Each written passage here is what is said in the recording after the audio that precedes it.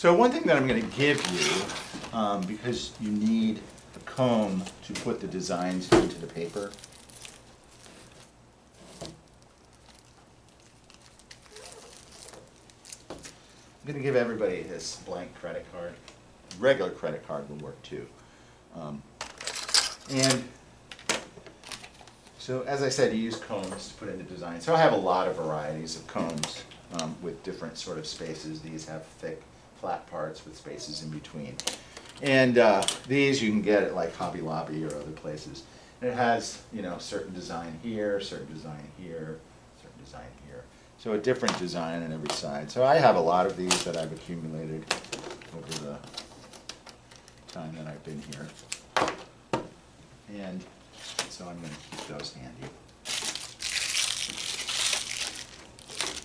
And so when you get one, these cut easiest with scissors actually. So when you decide your design, you can just cut into the side of it. And what I'm going to do on this one, I'm going to keep it wide, then I'm going to get narrower and narrower. And that's kind of cool to do because it gives you this sense of, well, you'll see hopefully, of sort of 3 dimensions. And I'll show you what I mean. So I'm getting closer and closer as I move toward the end of the card.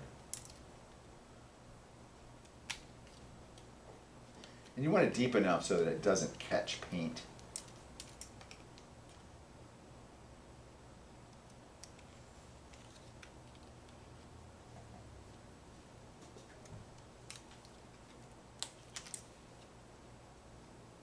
Okay. So you have 2 different colors of paint. So I'll tell you what I've chosen actually is a couple of, I chose a red and an orange, mainly because they're next to each other on the color wheel. So as I'm using colors, if they happen to blend while I'm making paste paper still, they won't make an ugly brown. Whereas if you have something like complementary colors or something like that, like a red and a green, when they mix together they'll make a brown, which is fine if you want that. Or you can sort of try to keep them separate, use 2 different brushes. But here, when you use analogous colors, you don't even necessarily need to use 2 brushes because they kind of mix with each other anyway and you'll get different reds. So I'm going to go with sort of an orange. Let me put my...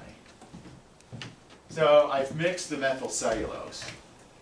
And if I use a little bit, a rounded tablespoon per cup of water, I get a consistency that's about like maple syrup. And that's what you're shooting for. If your paste paper, or rather if your methyl cellulose, is thicker than that, go ahead and add a little bit of water and just stir it around until there's no lumps in it. Or you can blend it again. So I have about 3/4 of a cup in each one. And per cup you want about 2 tablespoons of your color, of your paint. So I'm going to see if I can get 2 tablespoons out of this. They might be really pleased.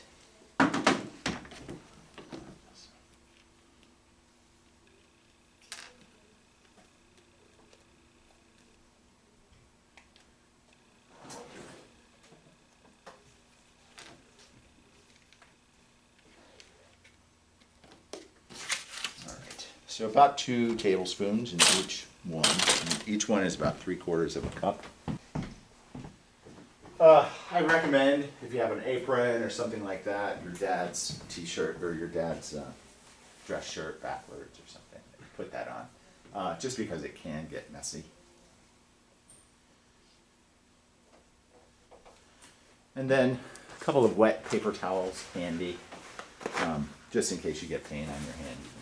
So I'm going to use 2 separate brushes, in spite of the fact that I have analogous colors. I'm going to mix that together. This will be very interesting to see how these 2 colors work together, to me anyway.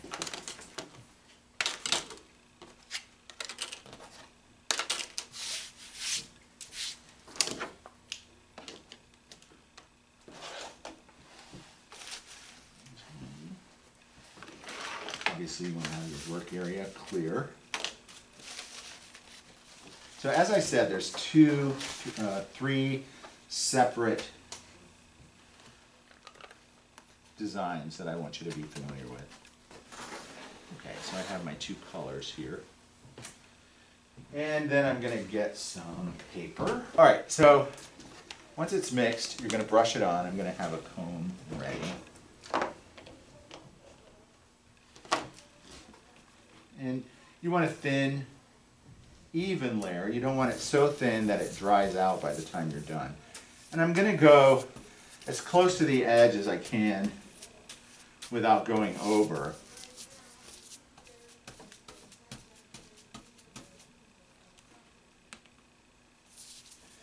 And if you find that it's drying too fast, it means that you need a little bit more methyl cellulose in it. So when you first mix it, I would save yourself out some methyl cellulose in case you need to add more, because I'm looking at this and I can tell it's probably going to dry faster than I want it to.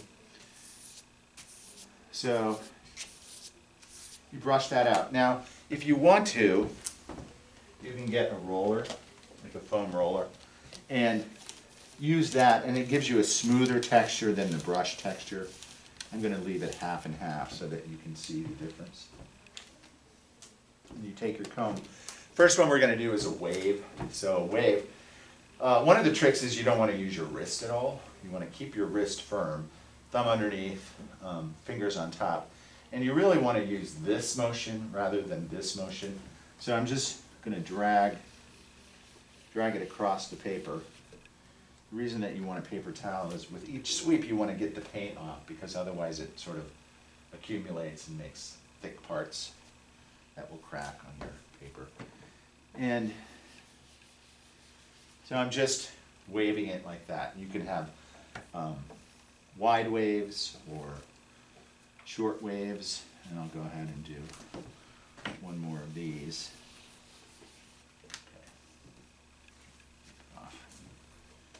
And I'm going to take a smaller one, and I'm going to do, just for the sake of demo, I'm going to do really short waves as well.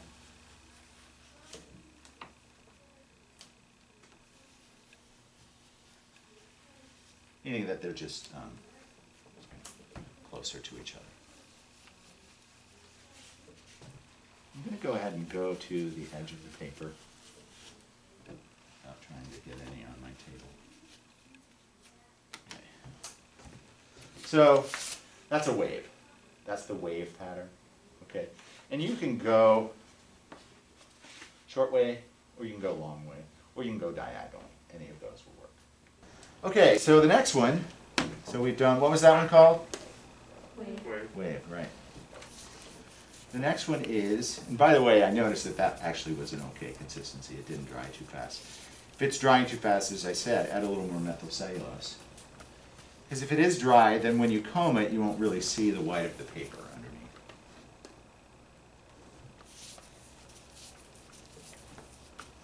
I personally prefer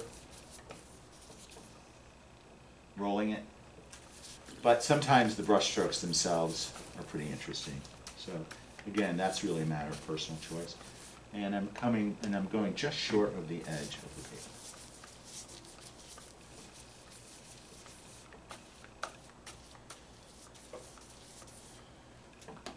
Something crazy.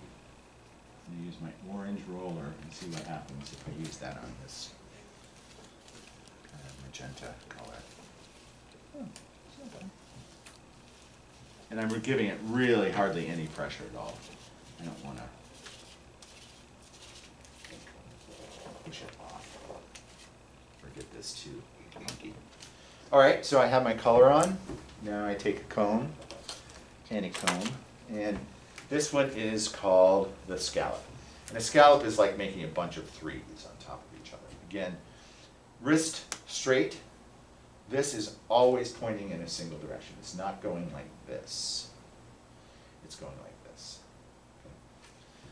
So just a series of threes on top of each other.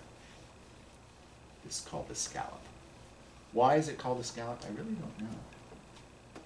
Because I've tasted it, it tastes nothing like it's going. How like is the shell, the scallops in? Yeah, does it look like that? Oh, okay. Clam shells kind of Oh, yeah. All right. See, the students are always teaching me something. That's why I'm here, to learn. And my paper buckled a little bit, and if that happens, you kind of want to straighten it out because you'll get this little buckle in your design. So on this one, I think I'm going to take another cone, and just in between, I'm going to put a wave.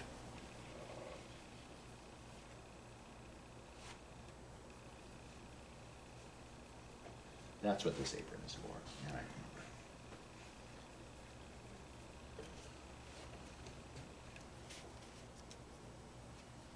And if you screw up a little bit on these edges, it's not that. Doesn't mean. You can just, once you have a piece, you can use the part that you like. Don't try to make most of it nice. So there is the scallop, and then I sort of threw in a wave between each one. Okay, so it's nice, right? And then the third design is a chevron or a zigzag.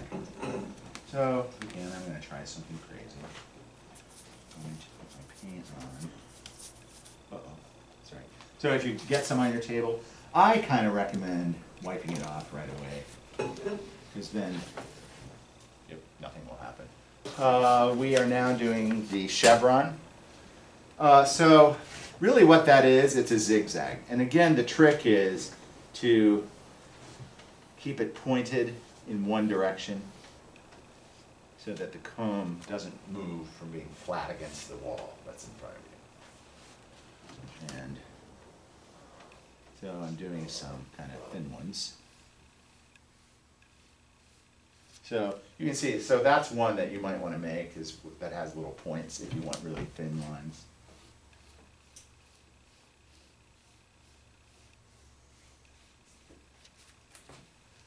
And then I'm going to take one of my smaller combs, and I'm going to do it thicker and closer.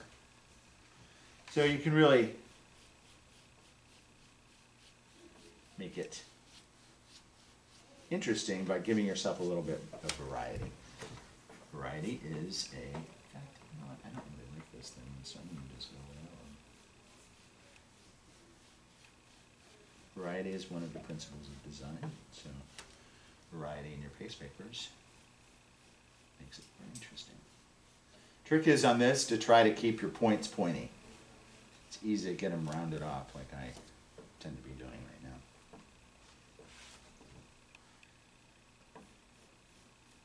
Sharp.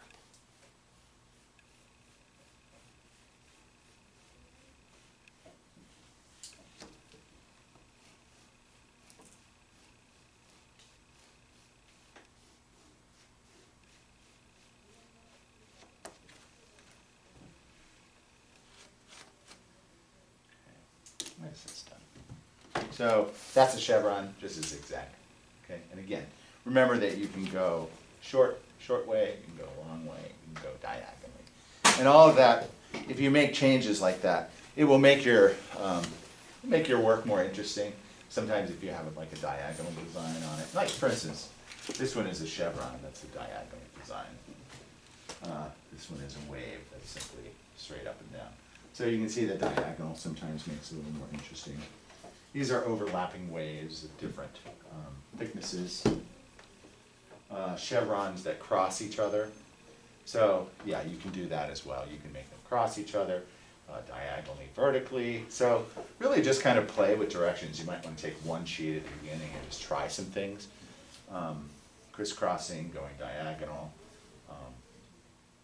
Really just anything. It's pretty free thing. The only thing is that I want you to pay attention to, besides getting these designs right, is just doing it with care. Not just blowing it off as something that needs to be finished, but rather do each one with care. Okay? I'm just going to, on this one, I'm gonna just show you some of the things that you might experiment with. One is having your cat walk across it. Number two is driving over it.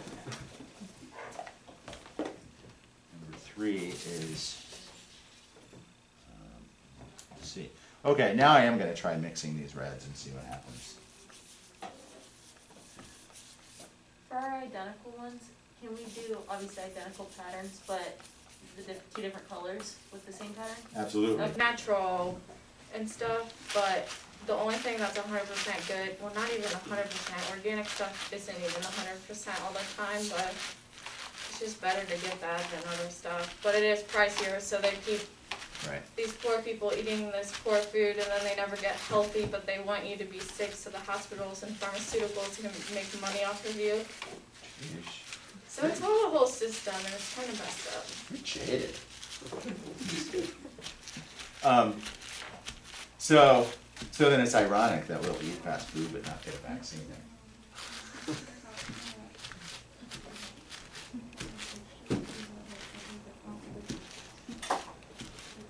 And some people can't help but eat fast food. When McDonald's, you go get a burger for $1 rather than go to the grocery store and buy like one fruit and it's like $3.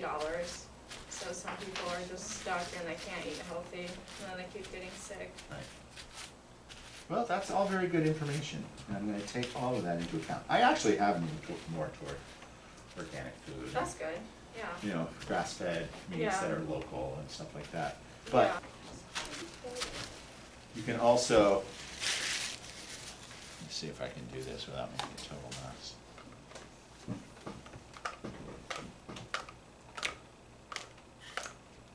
Did I get you?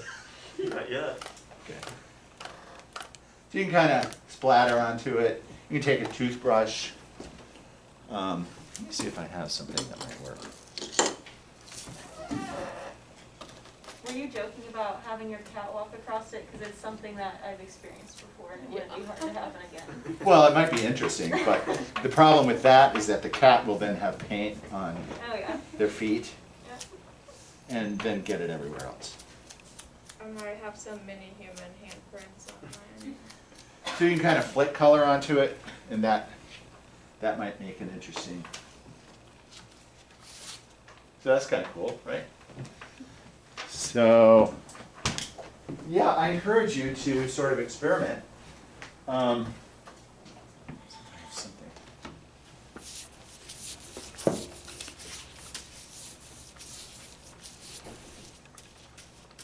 So I sell these little boxes and stuff at the museum or at the gift shop at the Museum of Art in Fort Wayne. And just so you know, in case you're ever wanting to sell your base papers or your boxes and stuff. Is there royalty? I'm sorry? Is there royalty? For me? No, because they'll be your own designs. But if you want to, send me some checks, I'll take them.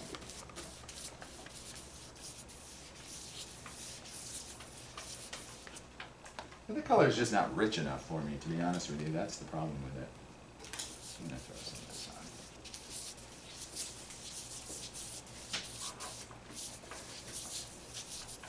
on. And again, you can either leave your brush strokes or kind of roll them out with a foam roller.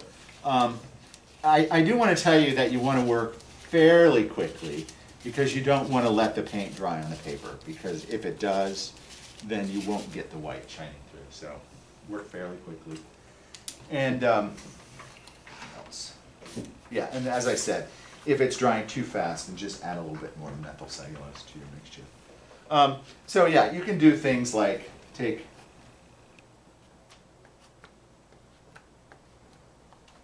different size caps or jars or circles.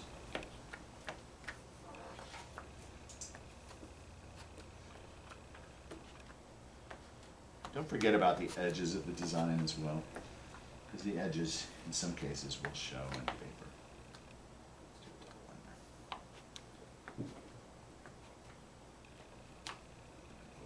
little bit. Overlapping the strategy for creating unity in a design.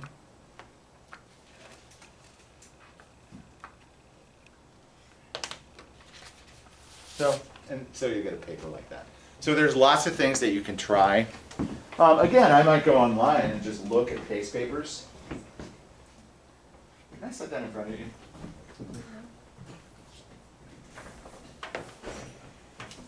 Yeah, I like those two colors mixed together better, actually. So that's it for the demo. Now what I'm going to do is I'm going to have each one of you come up and demonstrate that you can do it. And once you've demonstrated that you can do those 3 designs, the wave, the scallop, and the chevron, then you're good to go for the day. So it's like, oh, how do we decide who's first? Because that's not fair, right? Because the people who do it first can get out of here first. Well, I'm gonna look. I've looked up everybody's GPA. I'm kidding.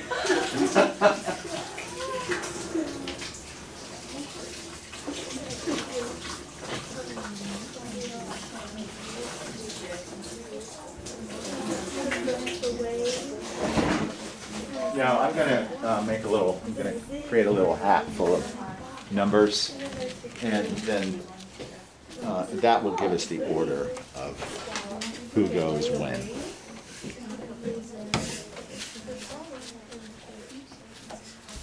And while you're waiting, of course, you know what you might want to do is get your phone out and Are do you gonna pass out the powder? what? The powder to mix the stuff? Thank you. We have to do that too. Yes. So. You might need That is it for the demonstration. Just to mention, since we're talking about the powder, you want 2 rounded tablespoons per cup of water. I think that's all we need.